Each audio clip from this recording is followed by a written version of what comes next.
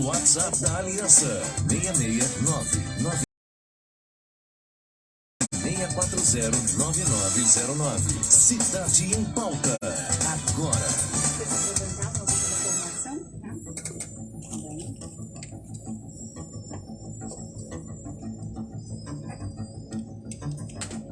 Muito bem, legal. 8h34 por aqui. Bom dia, Margarete. Obrigado pela sintonia. A Ana também, a Maria Bispo por aqui, Isolda Lima, muita gente chegando por aqui. Agora chegamos no nosso horário aqui da entrevista do dia, né? Começando a semana aí, começando uma nova semana, finalizando também o mês de julho, né? Lá se vai o mês de julho, adentrando aí já o segundo semestre do ano. Por aqui recebendo a nossa intermediadora, a locutora Roseli Pereira, para fazer este bate-papo aqui no Momento Cidade em Pauta. Hoje recebendo o Christopher Alves, gerente operacional da Águas Colíder, empresa Águas Colíder, e também engenheiro florestal Paulo Nicásio. Ambos estão aqui conosco já no estúdio. E estamos também ao vivo pela fanpage da Aliança FM. Você pode acompanhar aí ao vivo, tá certo? Roseli, bom dia. Bom dia, Claudemir, bom dia, ouvintes da Aliança Cidade em Pauta novamente. E hoje, com os convidados muito especiais desta segunda-feira, estamos recebendo com muita alegria o engenheiro florestal, ele que é mestre em ciências florestais e ambientais e também servidor da Secretaria de Agricultura, Pecuária, Assuntos Fundiários e Meio Ambiente, Paulo Nicásio. Com a gente também o gerente operacional da Águas Colíder, Christopher Alves. Eles vão falar um pouquinho sobre o consumo de água consciente e também sobre o período de estiagem e cuidados com o meio ambiente. Primeiramente, Paulinho, seja bem-vindo, bom dia. Bom dia, Roseli. Obrigado pela oportunidade de a gente falar um pouco do meio ambiente. Representando aqui a Secretaria de Agricultura e Meio Ambiente aqui de Colíder, né? Sou servidor desde 2011, concursado. E estamos aí, atuando para o meio ambiente, tentando deixar um mundo melhor para as próximas gerações. Que maravilha, se apresentou bonito, né? Bom, vamos receber o bom dia também do Christopher Alves, ele que é gerente operacional da Águas Colíder. Ele vai falar um pouquinho com a gente também, sobre o consumo de água consciente e também, sobre esse período de estiagem que a população de Colíder espera esse tema por aqui há algum tempo. Christopher, seja bem-vindo, bom dia. Fala um pouquinho também da sua formação. Bom dia, Zeli. Bom dia a todos os ouvintes da rádio. Para a gente, sim, da Iguá Saneamento, né? Águas Colíder, é um prazer, uma oportunidade muito importante da gente estar mostrando um pouquinho do trabalho que a gente faz aqui e explicar, como você já disse, né, todas essas ações que a gente tem feito para melhorar as condições do abastecimento de água, né, do saneamento da cidade, da qualidade de vida das pessoas, né, e melhorar as condições do meio ambiente. Bom, eu estou na Águas Colíder há 1 ano, né, estou aqui desde da estiagem do ano passado, peguei aquele período difícil e, inclusive, né, a partir daquilo a gente veio desenvolvendo uma série de ações para poder melhorar o abastecimento da cidade, né? Melhorar as condições da distribuição de água. Sou sanitarista, estou na área de saneamento já há mais de 20 anos, já atuei em algumas cidades do país, né? Já estive em São Paulo, Rio Grande do Sul, Rio de Janeiro, e agora estou aqui no Mato Grosso, em Colíder, para poder contribuir um pouquinho também com a melhoria da qualidade do saneamento no município. Maravilha, Christopher, você dizia em off que você veio de São Paulo. Eu sou de São Paulo, natural de lá, do interior de São Paulo. Já está adaptado na região? Já me adaptei bastante. O início foi um pouquinho difícil, né? O calor intenso e constante, né? Mas aí, um pouco mais de um mês, já me sinto um cidadão mato-grossense. Maravilha. Bom, vamos entrando então na nossa pauta, né? A gente falou desse período de estiagem, a falta de água.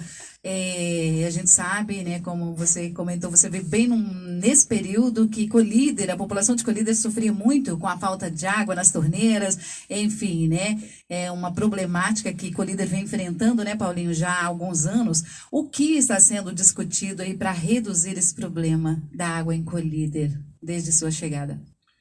Bom, é bom explicar, né, a Iguá Saneamento é uma empresa que hoje é a acionista, né, da Águas Colíder. Ela passou a controlar, né, as operações desde 2017, então foi um período de transição, onde a empresa veio adquiriu esses ativos, né, não só de Colíder, mas de outras cidades, e veio fazendo uma série de trabalhos, mapeamento, identificando as necessidades e tudo mais.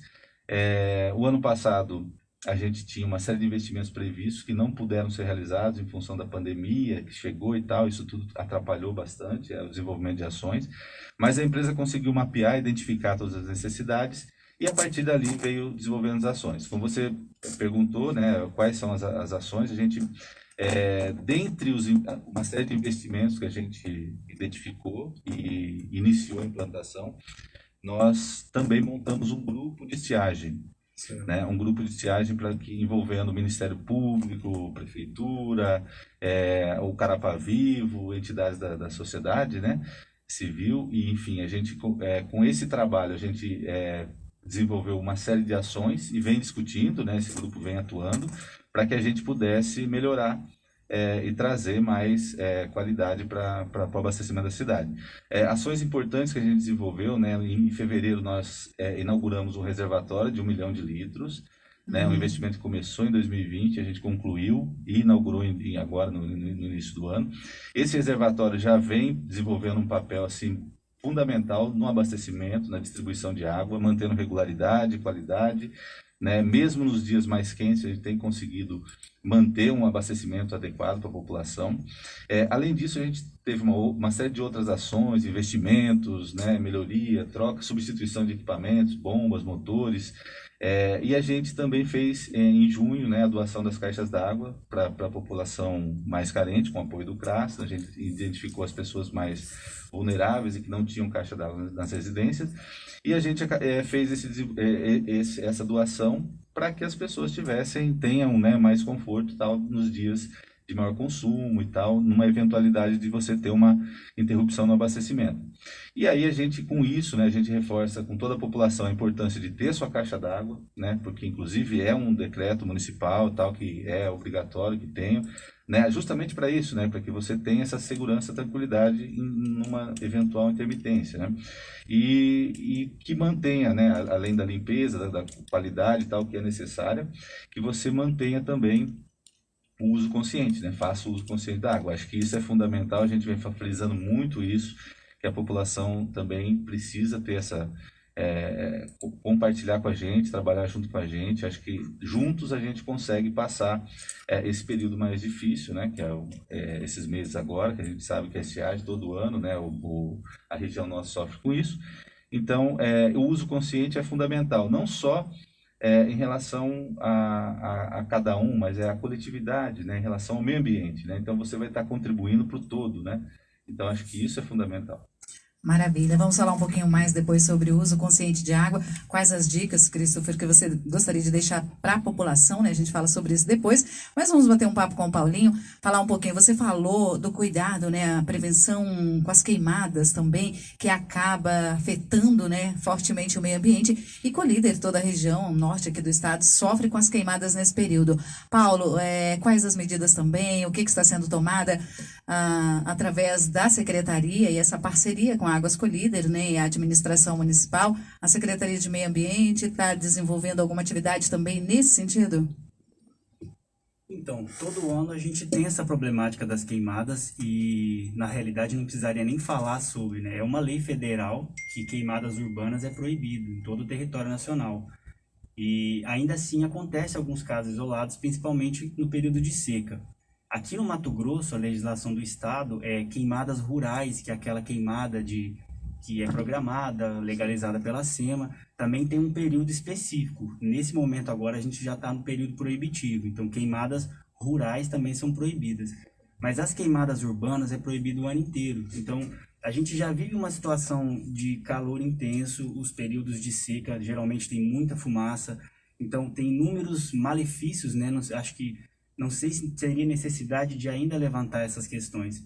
Mas o que a gente ouve ainda com relação a isso é o que fazer com o lixo, o que fazer com a folha seca. A Secretaria de Infraestrutura, ela instalou nas avenidas uns bags, que são aqueles pacotes geralmente eu coloco lixo reciclável, mas ele instalou nas avenidas para a população quem recolher as folhas secas, puder colocar nas avenidas. E ela começou a fazer a coleta também de sacolas, sem sacar suas folhas secas, colocar na frente da casa, eles começaram a fazer o recolhimento. Então não tem um cronograma de bairros, não tem um período para passar em setores, mas é um caminhão só e eles estão passando. Então quem puder ter um pouco de paciência, deixar lá na frente que eles vão recolher. E tem a possibilidade deles aumentarem, né? Vamos colocar mais um caminhão e mais uma equipe. Mas a questão das folhas secas, quando a gente para pensar, folhas secas não são lixo, né? Não são resíduo. Se a gente parar para entender o sistema da árvore, a árvore ela suga todos os nutrientes do solo para ela se nutrir e automaticamente ela libera as folhas, porque as próprias folhas vão virar matéria orgânica que vai devolver esses nutrientes de volta para o solo. Então, às vezes, tem pessoas que gastam tanto dinheiro com substrato, com adubo, e não entendem a dinâmica disso, né? De como o sistema da vegetação e da natureza é sábio nesse sentido. Então, tem inúmeras coisas que você pode fazer com a folha seca. Compostagem, deixar ela se decompor no solo, no quintal, ela vai virar matéria orgânica, vai virar adubo que você pode usar em algumas coisas, e inúmeras outras alternativas. Tem pessoas que, além das folhas secas, queimam plástico e outros materiais. Então, o próprio gás carbônico que é liberado da queima da folha já é tóxico. Você imagina um plástico queimado. Então, é uma prática que não é sustentável, faz mal para você mesmo, para a própria pessoa que está colocando fogo. Não é à toa que não existe mais aqueles lixões que existiam antigamente, que os caminhões levavam o lixo de dia e à noite fazia a queima daquele resíduo. Então, não é à toa que não existe mais esse sistema, que a gente tem um aterro. Então, porque não é sustentável, não é viável, né? Então, é uma mudança de prática. Os bombeiros, eles disponibilizaram, né, o telefone para quem identificar queimadas urbanas para ligar e denunciar. E a secretaria vai começar com as campanhas, de novo, de falar mais para as pessoas que não podem, né, explicar, levar mais informação. Mas tomara que as pessoas entendam definitivamente que essa prática não faz bem para elas, nem para a comunidade, nem para a cidade, nem para o meio ambiente.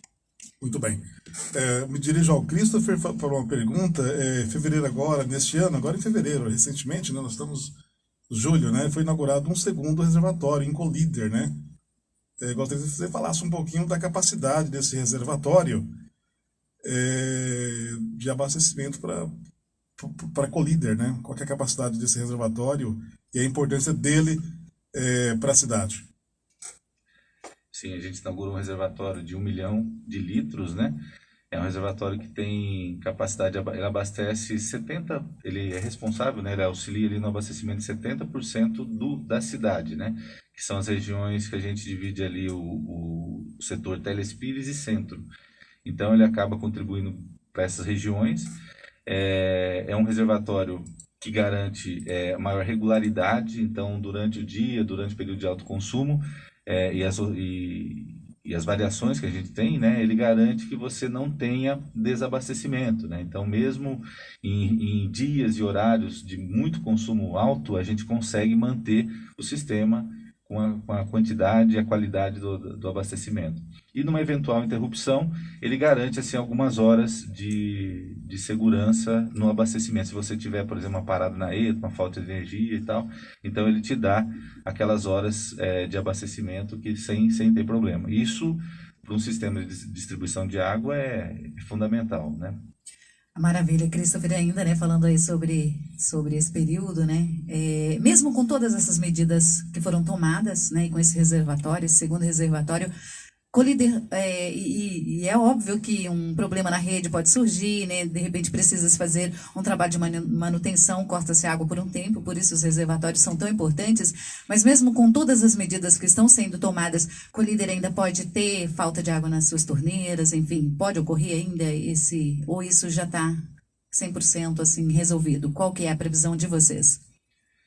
Hoje, com as ações que a gente tem tomado, né, a gente garante uma tranquilidade, uma segurança para a população, mas é o que a gente sempre tem falado, né, tem reforçado que é importante o uso consciente, né, da água, porque a gente tem um fator climático que ainda é importante, ele é determinante, né, instável, né? A gente não sabe. Exatamente. Então, assim, a gente tem algumas ações, inclusive a gente tem monitoramento, hoje a gente tem um contrato com o Climatempo, para a gente receber informações atualizadas deles, né, a respeito da estiagem. Então, nos próximos semanas, dias, né, a gente vai estar monitorando isso diariamente e acompanhando para a gente ter essa expectativa mais real de qual vai ser a situação do abastecimento. Que maravilha. Alguma pergunta, Então, Claudemir? deixa eu só baixar o microfone, evitar a microfonia, peraí. Já tem um gerenciamento de crise pronto, caso haja um desabastecimento aí mais prolongado? Como que funciona Sim. esse gerenciamento de crise, né, no caso? Sim, sem dúvida. A concessionária já se antecipou a tudo isso, né? Montou um grupo, justamente esse grupo de estiagem. Dentre as ações que a gente desenvolveu ali, uma delas foi montar esse plano de contingência. Então, a gente hoje tem contratos com caminhões-pipa, né? Então, numa situação de um prolongamento da estiagem, por exemplo, e um agravamento da questão climática, a gente tem hoje condições, né? Já tem isso contratado para que a gente use numa situação de emergência. E sobre o consumo consciente, né, a gente pode voltar a essa pauta. Quais as dicas, Christopher, que você daria para a população que está nos ouvindo? Em relação ao consumo consciente, a dica é assim, a gente sempre pede para a população evite lavar quintal, né? Reaproveite a água, por exemplo, de lavagem, né? De roupas para calçadas, né? O máximo que ela puder fazer desse reaproveitamento, então evitar a torneira, verificar vazamentos internos, né? Porque muitas vezes acontece, verificar vaso sanitário, então tem até aquele teste que se faz com café, né? A gente até orienta que a população procure estar atenta nesses detalhes, porque cada gota faz a diferença, né? Então, se todo mundo usar conscientemente, vai ser bom para ela e vai ser bom para toda a coletividade. Maravilha, obrigada. Paulinho, a gente falou, né, sobre a coleta de folhas das árvores, que é um dos grandes problemas das queimadas nesse período de seca. Hoje a coleta ela é seletiva, é feito um reaproveitamento dessas folhas através dessas coletas que são feitas?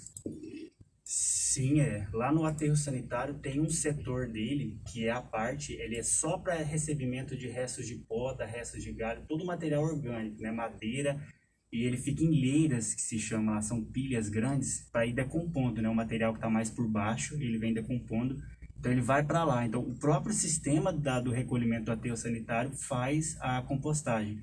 Futuramente a gente pensa, as secretarias, quando conseguir organizar isso no futuro, de repente isso virar matéria orgânica e virar fornecimento para agricultores, né, para quem trabalha com horta, nesse sentido. Mas sim, as folhas são aproveitadas. Maravilha, né, Claudemir? Projeto lindo, né? E até em casa, como você falou, de repente a pessoa faz lá no fundo do seu quintal um local onde ele vai colocando ali as folhas que caem das suas árvores e reaproveitando esse material, né? Falar um pouquinho, né? A gente tem que falar do Carapá Vivo, que é um projeto lindo, e a gente sabe, né, Claudemir, que a Prefeitura Municipal tem aí uma parceria bacana com o Carapá Vivo no sentido de preservar as nossas fontes de águas, né? E o viveiro municipal está funcionando? Como que está aí o viveiro? A gente sabe que Colíder tem um viveiro e que mudas são replantadas ali. Fala um pouquinho sobre essa parceria com o Carapá Vivo e também como está o viveiro de mudas hoje. A parceria com o Carapá Vivo é excelente. Esse tipo de atividade, quando a sociedade civil ela se organiza, né, como uma instituição voltada para uma ação ambiental, isso contribui porque já existe uma mudança de consciência, que não fica só dependente dos órgãos públicos ou dos órgãos ambientais, não fica a questão de preocupação com o meio ambiente, porque enquanto tiver 2, 3 só preocupados com a questão sustentável do meio ambiente, a gente não chega a lugar nenhum, porque é um esforço coletivo. Então, a gente fica bem satisfeito que a sociedade civil se organizou em forma de associação para fazer alguma ação, né, voltada para essa questão ambiental. O Carapá Vivo está sempre em contato direto com a gente. A Secretaria de Meio Ambiente, junto com o Carapá Vivo e a Unemat, começou uma parceria de um diagnóstico do Carapá, das nascentes principais dele até a captação de água. Então, já é um início de identificação dos pontos críticos, né? A gente começou por mapeamento de satélite. O próximo passo agora é visitar as propriedades, conversar com cada proprietário para entender a dinâmica, de que forma que ele utiliza o rio e se ele está disposto a gente entrar aí com uma recuperação voluntária, de acordo com cada área. As áreas que precisarem de plantio serão plantadas, as áreas que puderem ser condução da regeneração natural, né? Cada caso é um caso, cada propriedade é uma situação. Então o Carapá Vivo é bem parceiro nosso nesse sentido. Com relação ao viveiro, o viveiro ainda está instalado numa área mais distante, próxima da rodovia. é um plano dessa gestão trazer ele mais para dentro da cidade, aqui próximo da comunidade, né? A gente vai poder trabalhar até melhor dessa forma para levar as escolas, as crianças e atuar. Está em fase de planejamento e logo logo ele já vai estar instalado aqui, a gente já vai colocar ele para funcionar de novo. E uma das coisas que, não sei se a gente vai ter um outro momento para falar do consumo de água, para contribuir até com o Christopher na fala dele, isso é um esforço também coletivo da população. Quando a gente diz de redução do consumo, a gente para pensar. Há uns anos atrás, a nível nacional, teve uma campanha dessa questão de economia de água. O Brasil inteiro teve uma baixa nos reservatórios. E aí saiu uma campanha assim, sabendo usar não vai faltar. Então quando você pensa, sabendo usar não vai faltar, eu estou mais preocupado com o que eu posso me beneficiar disso, eu não estou me preocupado com a água. Então nesse sentido, se a gente for parar para pensar, o que é o consumo consciente? Eu quero água na minha torneira a qualquer custo, tem que vir para mim porque eu estou pagando. Mas em que momento que a gente para pensar na água em si, né? Então eu estou pensando, se ela me faltar, um problema, mas se não me faltar, tudo bem. Então se eu tivesse a plena certeza que mesmo eu degradando todo o meio ambiente, não faltaria água na minha torneira, eu me preocuparia em preservar? Então quando eu olho para a água, eu olho só para o que ela me serve, e eu não olho para a água enquanto água, que também tem todo o direito de existir como nós aqui. Então é uma reflexão assim, o uso consciente da água tem que despertar na consciência de cada um. Não como ela me serve, mas ela me faz falta, mas também merece ser respeitada enquanto água. É uma mudança que a gente está tendo lá no meio ambiente para tratar essas questões. Quando a gente fala das árvores, às vezes as escolas chamam a gente para tratar sobre, e aí a gente fala às vezes dos benefícios da água, vai explicar da água, não da árvore. Para as crianças, a árvore dá sombra, a árvore dá fruta, a árvore dá isso. É como se a gente estivesse o tempo inteiro instigando o egoísmo das pessoas. Olhe para essa coisa enquanto ela me serve. Se ela não me servisse, ela não teria finalidade. E ela é um ser como qualquer outro, está aqui. Enquanto o ser humano não despertar a consciência de viver em equilíbrio entre meio ambiente e entender que o ser humano é só parte do meio ambiente, a gente é só um fragmento dentro disso aqui.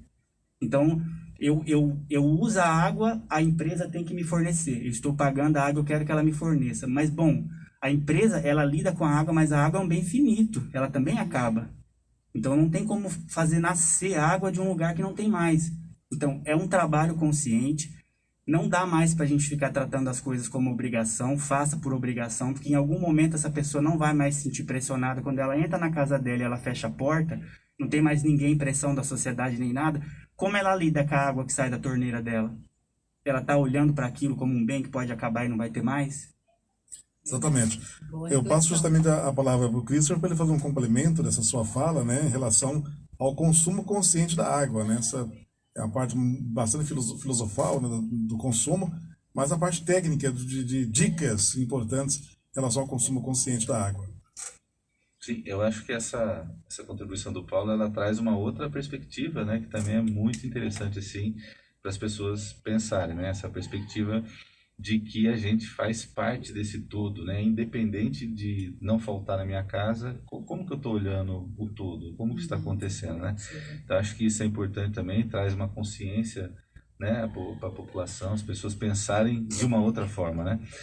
E a gente, no aspecto objetivo do negócio, a gente procura incentivar o consumo consciente mesmo, manter a regularidade, mas é importante que a gente preserve os mananciais, preserve as nascentes. Eu acho que uma outra questão importante, né, que tem sido feito esse trabalho com o Carapa Vivo, que a gente também tem se envolvido, tem atuado junto com eles, procurado auxiliar e se desenvolver mais ainda, né, as ações junto com eles, na preservação das nascentes, na preservação, né, na conscientização dos produtores rurais, porque isso impacta demais no clima, na disponibilidade hídrica, né? Então, acho que esse é uma questão importantíssima, né?